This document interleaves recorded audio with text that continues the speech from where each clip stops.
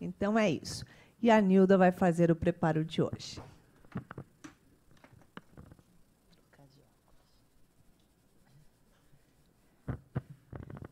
Boa noite. O preparo de hoje é do livrinho Vida Feliz, psicografado por Divaldo Franco, pelo Espírito Joana de Ângeles, e é o número 81, capítulo 81. Jesus disse: não se turbe o teu coração, ensinando que a calma e a confiança em Deus devem ser o lema de toda criatura que deseja encontrar a felicidade. Nunca faltam motivos para preocupações, inquietando o coração, perturbando a vida.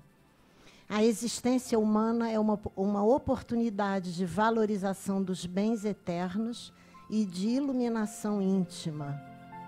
Se colocas as tuas ansiedades em Deus e lhe confias a tua vida, tudo transcorre normalmente. E se algo perturbador acontece, a serenidade assume o controle da situação e age com acerto. Deste modo, não te permitas turbar o coração nem a mente ante as ocorrências mal-sucedidas. Nesse turbilhão da vida moderna, é muito comum nós termos inquietações, aflições. Agorinha mesmo, Iraci acabou de falar isso a respeito da felicidade, né, do Congresso. Então, não faltam motivos para termos inquietações, perturbações, ansiedades.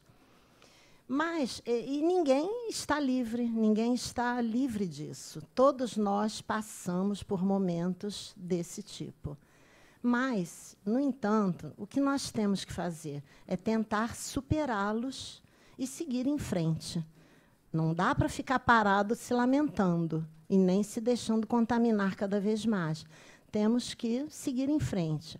A Joana nos aconselha a fazermos o seguinte: quando estivermos passando por momentos assim aflitivos, pararmos, sairmos um pouco, respirarmos ar puro, conversar com alguém que nos inspire simpatia e confiança. E, sobretudo, ela nos orienta à prática da prece. Se nós tivermos essas atitudes, certamente recobraremos a calma, a serenidade. E aí, nesse estado de calma, nós vamos poder receber as intuições, as orientações para tomarmos as melhores medidas para resolvermos aqueles problemas pendentes que estão nos perturbando. Então, é isso. Nós teremos as melhores soluções ao termos essas atitudes e poderemos, então, sair daquele estado. É isso. Uma boa palestra, uma boa noite. Muito obrigada pela atenção.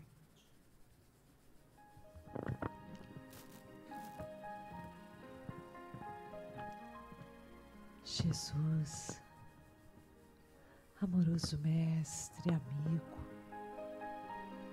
que nos acolhe nesta noite, abençoando-nos, trazendo alento aos nossos corações. Te pedimos, Senhor, abre as nossas mentes para que possamos entender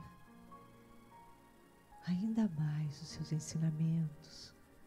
E assim pedimos também a nossa mentora Joana de Ângeles, que com o seu carinho, a sua alegria, envolva a nossa amiga querida, Deusa Nogueira, nos estudos que ela preparou para a noite de hoje. Graças a Deus.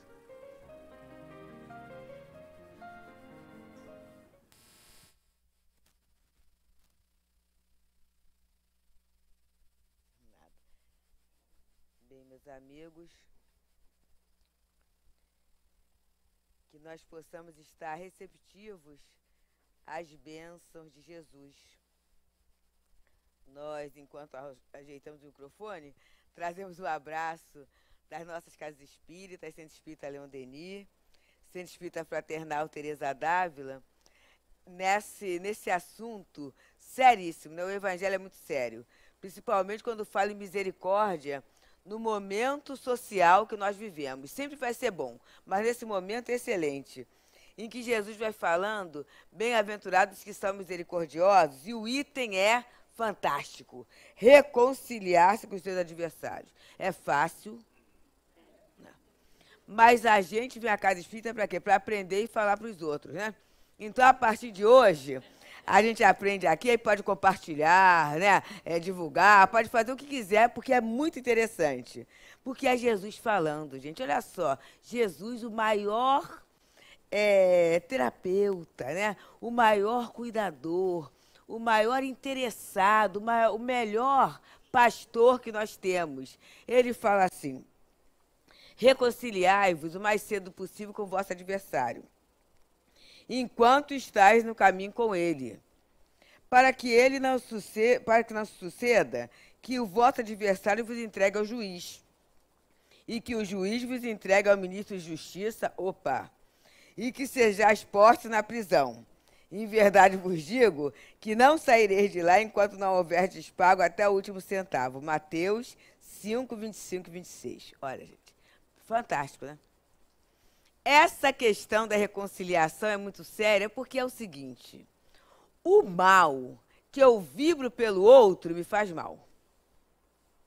Quando eu entender e observar, não tem que entender muito, não, é só observar os efeitos. Quando eu tenho uma raiva, espírita tem raiva, e eu não trabalho a raiva sentida. Porque tem isso, a questão não é a raiva que eu tenho, não. É o que eu faço com ela. Então eu sinto aquela raiva e fico aquela raiva. E justifico aquela raiva. Eu estou com raiva porque fez isso, aquilo outro. E muitas vezes o que eu falo é uma contrariedade pessoal que não corresponde à questão real. E aí eu começo a criar inimizades. Eu começo a criar aversões. Eu começo assim, não aguento nem ver. Não aguento nem mais ouvir falar nisso que eu passo mal. Interessante, né? E aí eu começo, né, a pensar, quando Jesus fala dessa prática do perdão, que a gente brinca, mas é desafiador. Desafiador mesmo. Mas quando eu começo com o entendimento que Joana vai dando para a gente, né? Joana, Hamed, Emmanuel, esse companheiro vem trazendo para a gente. Eu começo a analisar as causas, eu vou ver o que está me incomodando e por que eu estou com tanta aversão. Atual panorama do nosso país. E a gente fala assim, não se fala em política da casa espírita, mas se fala de vida. A doutrina espírita é para a vida. Então, a gente não está falando nada partidário, não, mas a situação que está na mídia e que está na vida. E vamos pensar, com sinceridade, não é para responder, não, só para a gente meditar. O que está me incomodando mais? É a ética ou o dinheiro? Eu tenho que pensar. Porque às vezes eu falo assim, eu sou toda certinha, comigo eu sou justa. Será? E Jesus falou assim, reconcilia antes que o adversário entregue você ao juiz, entregue ao ministro e você ficar preso. Tem uma expressão do nosso amado Altivo. Altivo foi um dos fundadores do Leon Denis, já desencarnado. E ele fala uma frase que eu adoro, porque me incomoda e a gente tem que ser mexida, né? A gente tem que se sentir, a gente tem que ter alguns estranhamentos na vida. Ele falava assim, eu adoro essa. Em matéria de virtudes, todos nós temos telhado de vidro. Ui! Dói, né? Dói mais do que aquela aula de alongamento dirigida, né? Dói, né? Porque é isso, gente. Eu estou, às vezes, muito incomodada pela atuação do outro, porque me fere no presente ou futuramente ao meu interesse pessoal. Não é bem pela preservação da lei de Deus, não. Porque se eu fosse tão comprometida assim pela preservação da lei de Deus, vamos observar, meus amigos, quantas coisas que na minha intimidade não ocorreriam. E ocorrem. Ninguém vê, ninguém vê, ninguém vê, ninguém sabe, ninguém viu, né? E as coisas vão ocorrendo. E se a gente for pensar bem, é contra a lei de Deus. Há uma lição no livro Fonte Viva, intitulada Furtos. E Emmanuel fala mais ou menos assim: há furtos de variada natureza, jamais catalogado nos códigos da justiça humana. 2 pontos. Furto de tempo a quem trabalha. Não existe isso? Oficina mecânica, então, né? Uma beleza, né? A criatura leva o carro para a oficina, porque não sabe resolver. Chega lá, fica ocupando o tempo do mecânico para explicar o que é. O que é, ele viu no YouTube, viu no Google, né? Que aquilo aí começa a explicar. No tempo que ele está explicando, e o mecânico vai ter que dar atenção para não perder o cliente e não perder o dinheiro, aí daqui a pouco chega um reclamando, tá vendo, não acabou não, é uma coisa horrível. Olha que confusão. Então eu estou furtando o tempo de quem trabalha. Ele fala outro: assaltos à tranquilidade do próximo. Quanta gente que divulga determinadas vozes, né? Tem uma rede social que tem muito isso, né? Aquela vozinha, atenção, atenção, né? Naquele dia aconteceu um golpe assim, aí que fala aquela coisa toda, né? Ou então, não passe agora pela linha amarela, tá acontecendo assim, uma coisa assim, já estava nela quando passou, né? E aí, naquela situação toda, todo mundo ouve ao mesmo tempo. Todo mundo estava ouvindo. Aí tem gente saltando, gente ligando. Patroa, era cedo, né? Patroa, não posso ir para o trabalho hoje porque está havendo um problema aqui. E aquela coisa, eu já estava ali, né? E eu passei pelo local, não havia nada. Aquela criatura, se é uma diarista, se é um trabalho mais simples, né? Perdeu a diária. Outros ficaram no estado de nervo horrível, que fica mesmo, uma agonia danada. Teve gente até se preparando para esconder embaixo de banco de transporte coletivo, se esconder ali dentro, né? Começando um dia mal, por quê? Porque alguém recebeu uma mensagem que não sabe de onde e divulga para todo mundo. Isso é assaltos à tranquilidade do próximo. Toda vez que eu mando uma notícia, ou uma notícia que eu não tenho certeza da veracidade, muitas vezes sem fundamento científico, não tem fundamento nenhum, mas eu mando aqui. Não houve o caso do feijão? O feijão cheio de vermes? Que coisa que... Pois é, né? Observa, né? E aí se passou aquilo, né? Foi um fato muito sério, que era o feijão, que tinha aquela parte branca, que na verdade era o início do cotiledo, né? Que é aquela expressão da germinação, e o feijão guardado fica, tem a tendência a começar a brotar, e aí aquilo foi passado. Imagina, aquelas crianças de escola em horário integral, de rede pública, tem celular, né? Todo mundo tem. E aí passaram aquilo. E aí, naquele momento, as crianças não comiam mais feijão. Quanto problema, quanto anemia por uma prática irresponsável. Então, isso é furto. Só que não dá para aprender. Quem foi que começou? Não sabe. Foi brincadeiras, né? Brincadeiras. Então, Emmanuel fala isso. Aí, quando eu vejo outro caso, os outros casos, eu penso assim, será que eu nunca fui corrupta com ninguém? Eu tenho que pensar. E não estou falando em vida passada, não, que às vezes vida passada aparece pra gente como a salvaguarda. Ah, foi do passado. Foi do passado, passou, né? Olha, eu estou falando nessa encarnação mesmo. Na vida acadêmica mesmo. Será que todas as vezes que eu tirei uma nota alta, eu tirei porque eu tinha competência ou muitas vezes eu arrisquei? Eu já tenho um fato para contar meu, né? Porque a gente não fala da vida de ninguém, fala da minha. Tive um determinado professor, não vou falar o nome porque ele é autor de livro, era da geografia, né? E naquele momento a gente frequentava uma escola, né? Uma escola que é considerada, que foi na época de excelência, e tínhamos lá uma média 7, que era para tirar. E estudávamos muito, né? Naquele momento se era jubilado, tinha uma série de questões aí. E estou eu na prova de geografia, e havia uma coisa chamada, amigos novos, papel ao maço, procurem lá no Google. Tá? Porque não existe mais, é papel ao maço, né? Então a prova era feita com papel ao maço. E o professor colocava 4 questões, né? Valendo 2,5 cada uma das questões, se fosse totalmente contemplada. Prova dissertativa, geografia. E aí coloca nome, número, e ele deu as questões, uma em cada folha, e a gente está escrevendo. E eu estudava, né? Estudava, tinha que estudar, né? E gostava de estudar. E naquele momento, um aluno comparava com o outro. E eu venho com a minha prova, muito triste, porque eu tinha tirado 8, né? Muito triste. E aí, a colega, muito amiga mesmo, havia tirado 10, mas o problema não era isso. Era que o nosso conteúdo era exatamente igual. Uma leu da outra, então o que uma colocou, a outra colocou também. E naquele momento eu fui ao professor. Não levei a prova da amiga, né? Porque não ia prejudicar a amiga, mas falei assim, professor, por favor, naquele momento havia isso, né?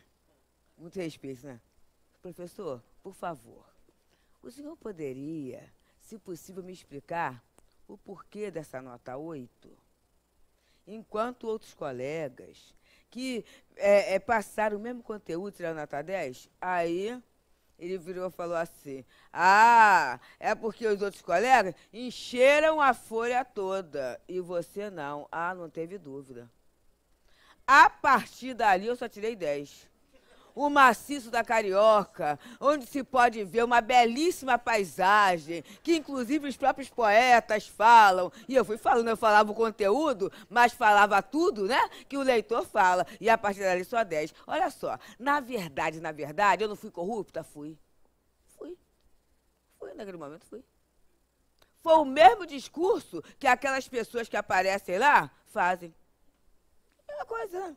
Só que foi num quintalzinho, né? Eu fiz no papel ao maço.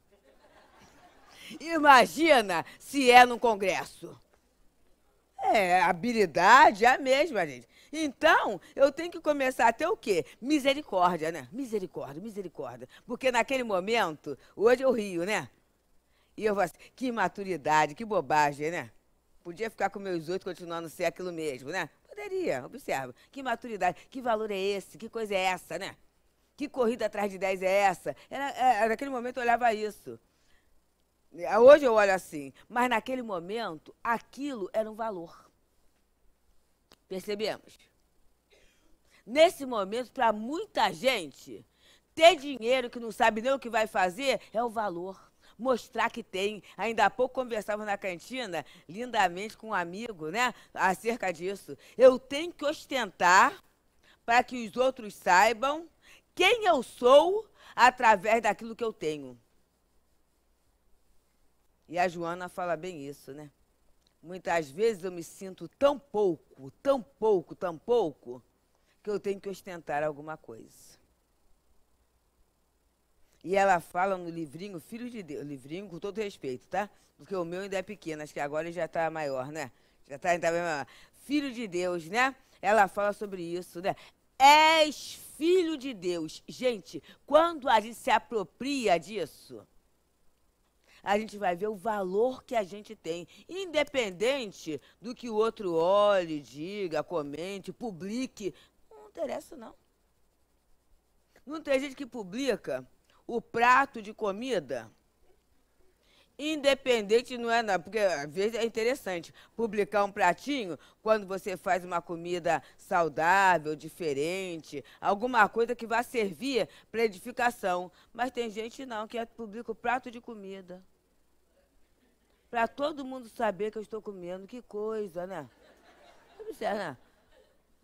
Olha só. O que é isso que eu tenho que encher o meu tempo de uma série de questões? O que é isso? Então, na verdade, o que tem a ver com reconciliação? Quando eu uso esses expedientes todos, eu não estou reconciliada comigo mesma, em relação à minha identidade enquanto filha de Deus. E se eu não estou reconciliada comigo mesma, vai ser muito difícil entender as motivações do meu próximo. É essa a questão. Por isso, no Jesus e o Evangelho, à luz da psicologia profunda, desculpe, a Joana fala muito essa questão e que, graças a Deus, ela concorda comigo, né? Amar a si mesmo, a Deus e ao próximo. Se o processo nosso de aprendizagem é do mais próximo para o mais distante, né? Então, primeiro eu tenho que trabalhar isso. E amar a si mesmo durante muito tempo, e ela explica bem lá, muita gente acha que é narcisismo, egoísmo, mas não é isso não. É nos percebermos como filhos de Deus. Perceber, ter essa percepção. Eu sou filho de Deus. Ah, mas eu cometi o maior erro, mas eu continuo sendo filho de Deus.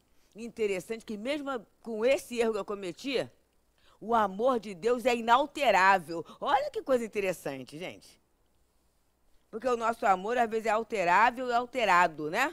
Mas o amor de Deus é inalterável, haja o que houver por mim. Isso seria para nos dar uma segurança, né? Um arrojo, uma vontade de crescer. Porque esse amor que sustenta o universo, ele me sustenta também. Só que muitas vezes eu ignoro essa presença desse amor em mim. E se eu ignoro essa presença do amor em mim, fica difícil a minha relação com o meu próximo. Os orientais têm uma expressão que eu acho bonita, saindo da questão ritualística, mas assim, o sentimento deles, né? O Deus que há em mim saúda o Deus que existe dentro de você. Isso, se nós analisarmos bem, é uma expressão muito interessante, de muito respeito ao outro, né? Muito respeito ao outro enquanto filho de Deus. É uma expressão de legítima fraternidade, não só falada, mas sentida. Então Jesus fala, olha, resolve essas questões enquanto vocês estão juntos, porque depois vai ser pior. Ah, mas se o adversário me prejudicou mesmo, porque às vezes o adversário é adversário mesmo, ele quer mesmo, né? Ele quer mesmo colocar o pezinho no nosso caminho para a gente tropeçar. Aí, é o Hilário Silva, ele conta uma história de um rapaz que foi esbofeteado num baile. É interessante que o livro é de 1969, né? Mas essa notícia não é tão estranha a nós, né? Então, teve lá o baile, o rapaz apanhou no baile, apanhou muito. E ele não tinha culpa alguma de ter apanhado, apanhou assim do nada, como os jovens falam. Não fez nada que pudesse ofender, mas o adversário, né, esmurrou o rosto, e aí as pessoas falam assim, covarde, covarde, porque é isso, né? O circo acabou, o circo romano.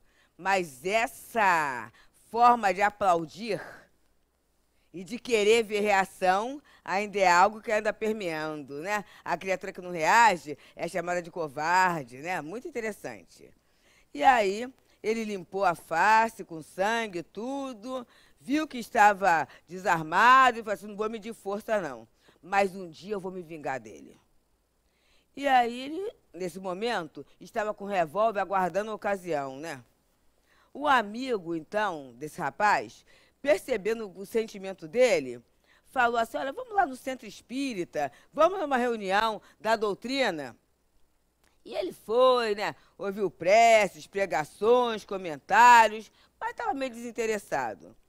Mas, quando terminou a sessão, um amigo espiritual psicografou, através de um médium, aliás, um médium psicografou de um amigo espiritual uma página sobre o perdão. E tinha umas frasezinhas assim. A justiça real vem de Deus.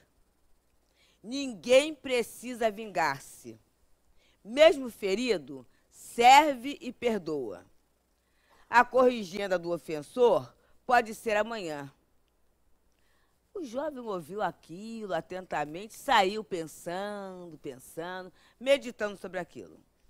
Na manhã seguinte, ele olhou face a face o rapaz que havia agredido. Mas ele lembrou do que ele havia ouvido na casa espírita e conteve-se. E por uma semana, os dois se encontravam, né? Ele olhava e lembrava da sessão. E ele ficou quietinho. 2 dias depois, então, quando ele retornou ao trabalho, encontra o enterro. E ele olha. Só então ele vai saber que a criatura que havia esmurrado, o agressor, aquele que feriu a ele, morreu na véspera, picado por um escorpião. Olha só. Interessante, né? É para a gente pensar. A minha avó falava muito assim. E tem gente que morre envenenado pelo próprio veneno. É bíblica a expressão. O mal corrige o próprio mal, né?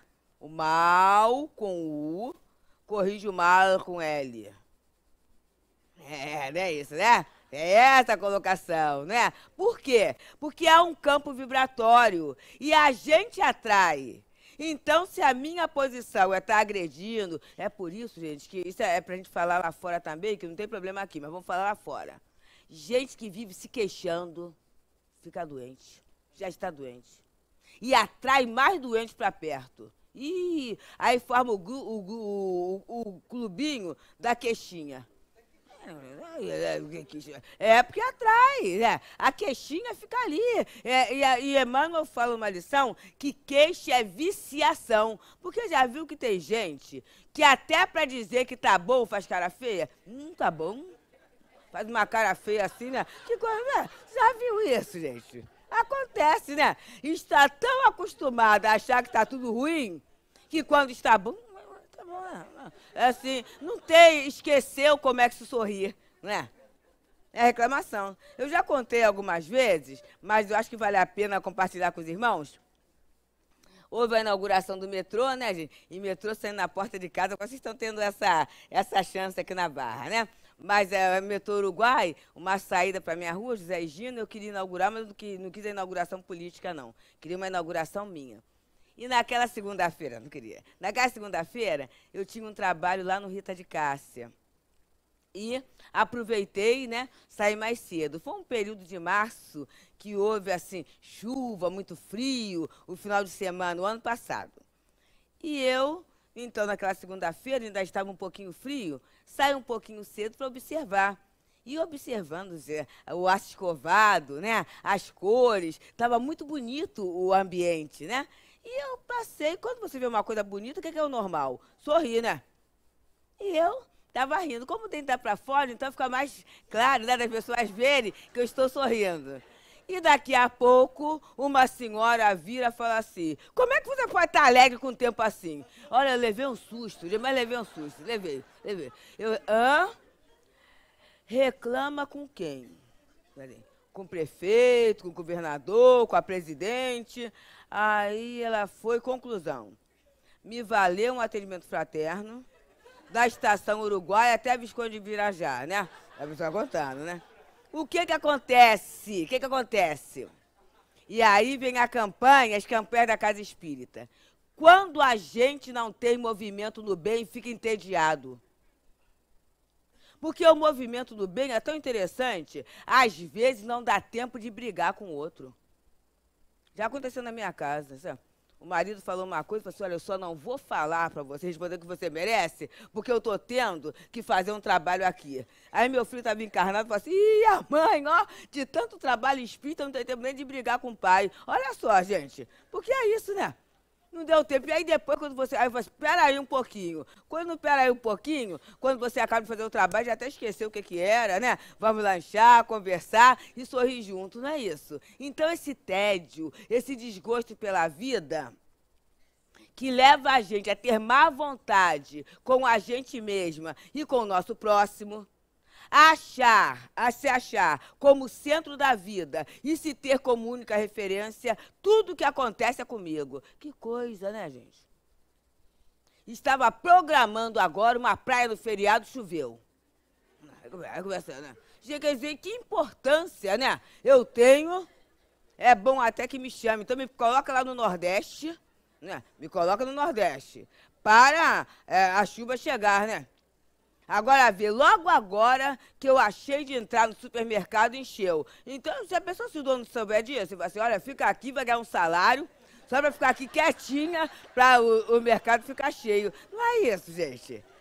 É uma visão equivocada da gente se sentir como centro de tudo e não entender o ritmo da vida. Logo agora que eu estava em casa, que eu queria descansar, o telefone tocou. Para ter gente falando problema. Olha só. se eu não observar o ritmo da vida, eu vou entender oportunidade como adversidade. Porque aquele que está ligando para mim naquela hora, sabe lá Deus o trabalho da espiritualidade para aquela criatura ligar. E mais ainda, para abrir via telefone, né, por via telefônica, determinadas questões dolorosíssimas da alma. E me pegou no momento que eu ia descansar, né? Que eu ia descansar por quê? Porque eu não estou irritada. Porque na hora que eu estou descansando, eu estou relaxadinha, né? Relaxadinha. Olha aquele estado que a Joana fala no livro Plenitude, né? É aquele estado em que eu sou mais acessível às expressões melhores da vida espiritual.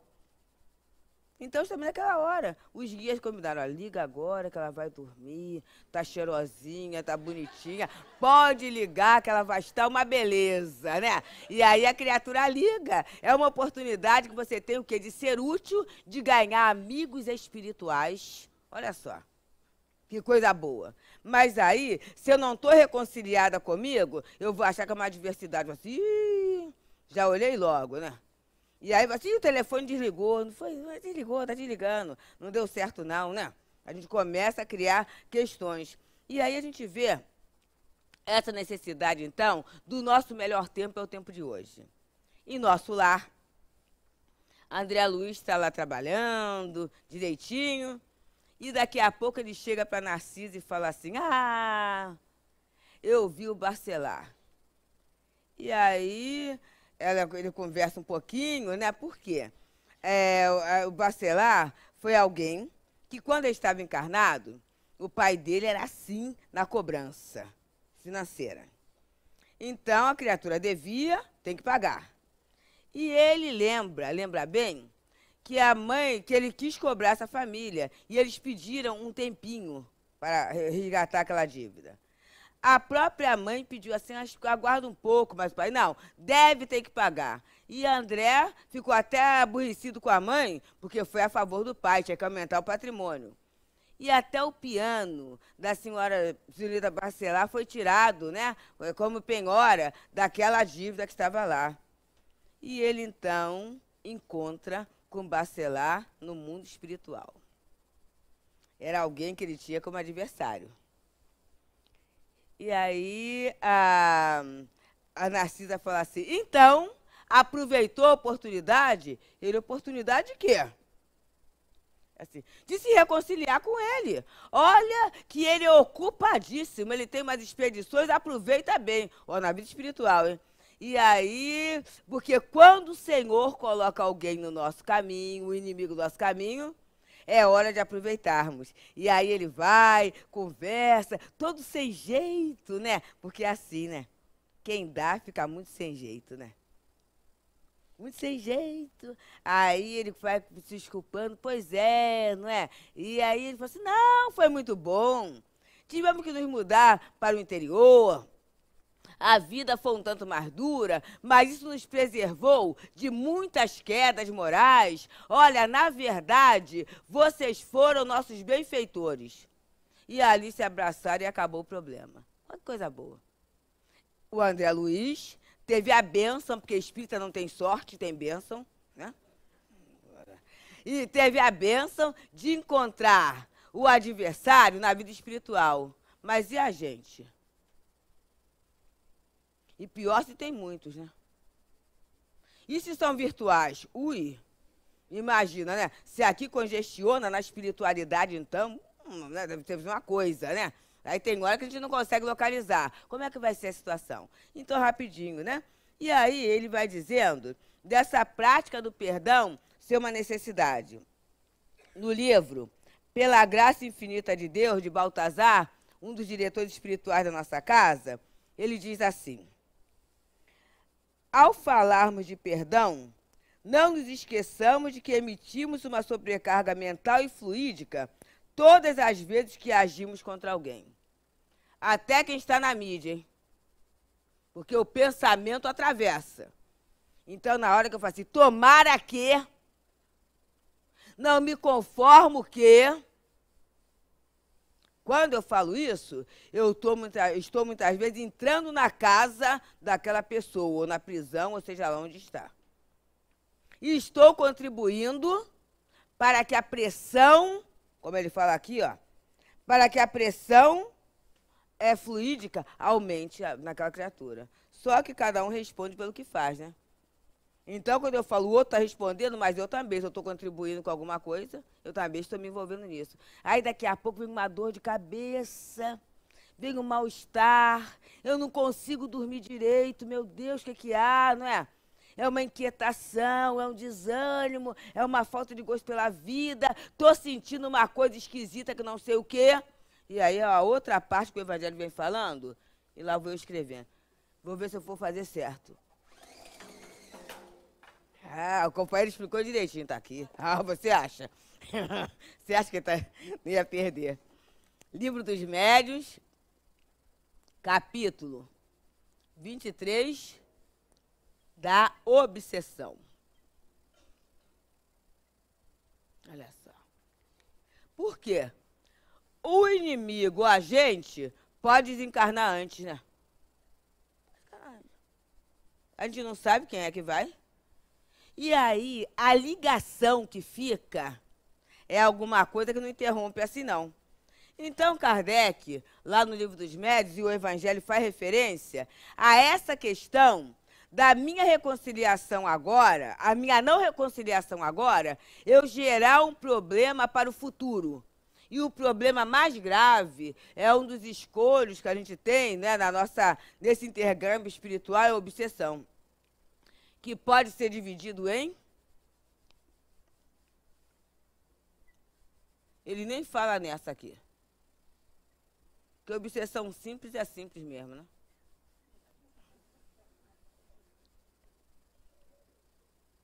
É.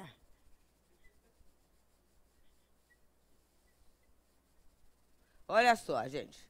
A obsessão simples é alguma coisa que não tem muito a ver com esse tema, mas pode ter sim, né? É aquele momento em que eu sinto que tem alguma coisa diferente da minha atmosfera, na minha chamada psicosfera. Então, eu estou aqui, né? E aí, daqui a pouco, eu sinto que tem uns pensamentos estranhos aqui, né? Me envolvendo. E que, na verdade, esses pensamentos não tem muito a ver comigo, não, ó. Tem a ver com alguém. Isso pode ser individual ou coletivo.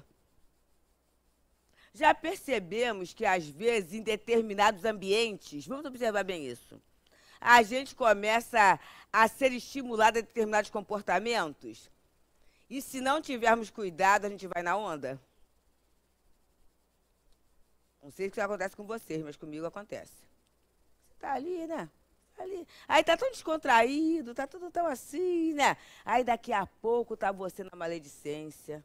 Daqui a pouco está você reclamando de coisas que não tem nem a ver com a sua vida. E inflamado com aquilo, né? Como se fosse uma coisa sua, né? Tomando pertencimento de questões que não são suas. Essa é a ideia simples. Que você percebe que está esquisito. E vai assim, eu tô com uma esquisitice danada, e você logo, logo procura um recurso para se ver livre daquele campo mental negativo, daquela situação incômoda. Agora, a fascinação é o mais sério. Na fascinação, o espírito fascinador, muito interessante.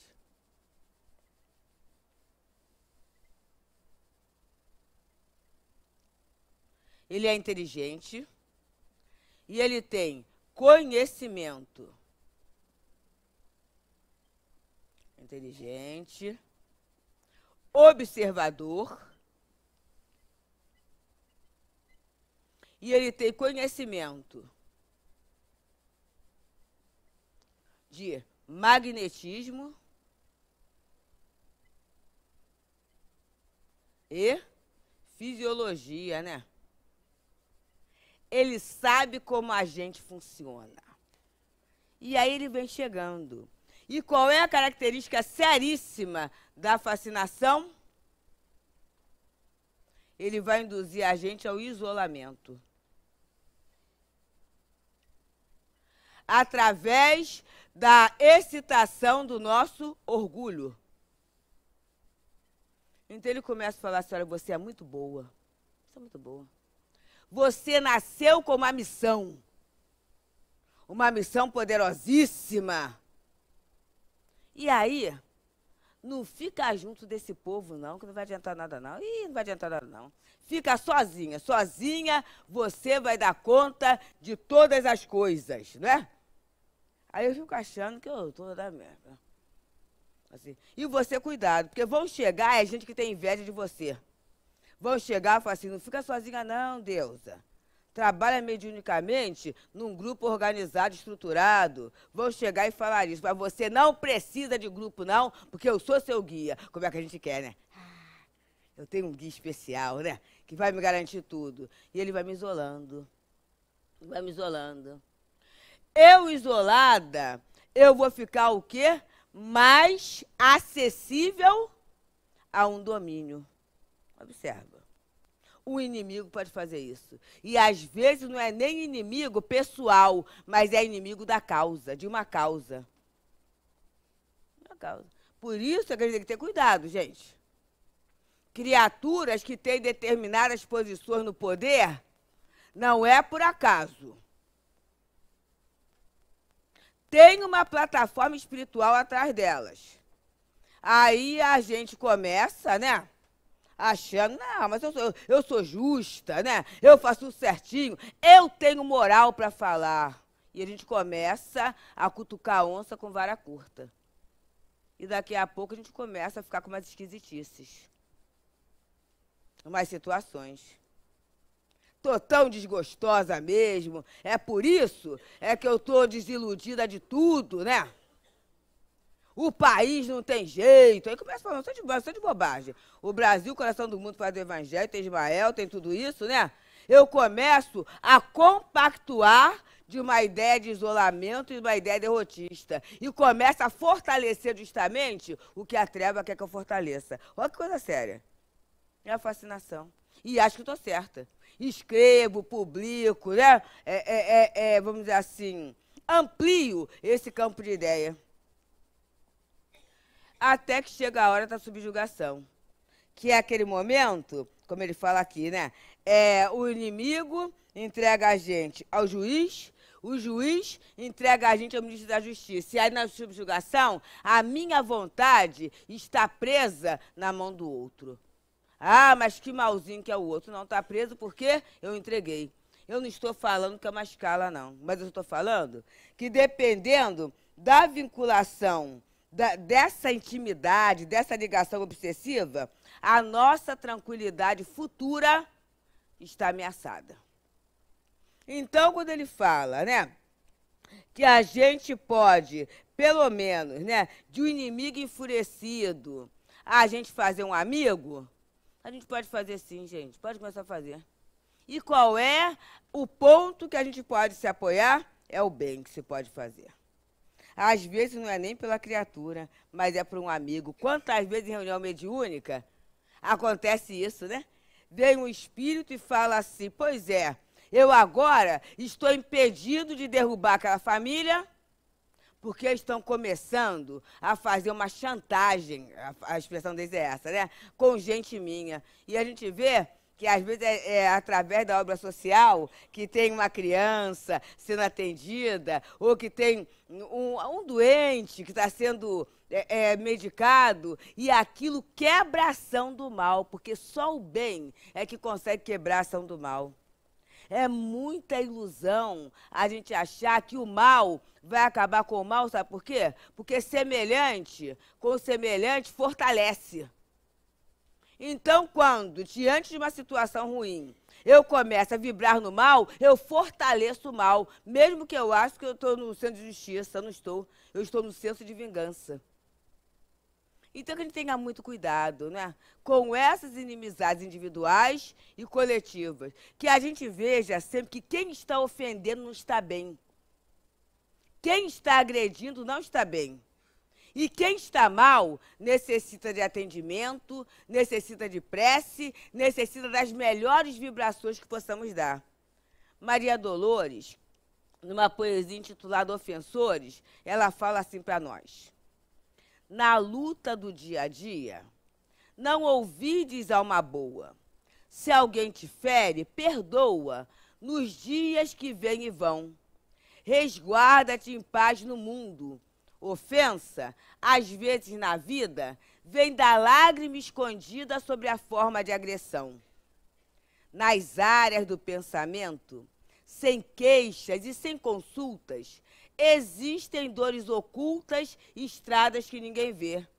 Vemos certos companheiros que atiram pedras em bando, trazerem o peito sangrando, nem eles sabem por quê. Esse carrega consigo enfermidade obscura. Outro guarda a desventura de uma afeição infeliz. Outro deseja esquecer a rebeldia tenaz, mas já não sabe o que faz e nem controla o que diz. Outro surge em doce face, por vezes é quem mais amas, traz por dentro o peito em chamas, embora disfarce a dor. Alma querida, o ofensor é sempre, quando reponte, deserto pedindo fonte, angústia esmolando amor. Também nós, além da vida, buscando as luzes supremas, atravessamos problemas, exames de amor e paz. Alma querida, o ofensor, nas lutas de cada dia, é um teste que Deus te envia para saber como estás. Que a gente possa trabalhar e pedir muito, né? Para que possamos nos perdoar. E em nos perdoando, e em nos sentindo filhos legítimos de Deus, que a gente seja um elemento de concórdia, de entendimento e de paz, onde e com quem estivermos. Que Deus abençoe a todos nós.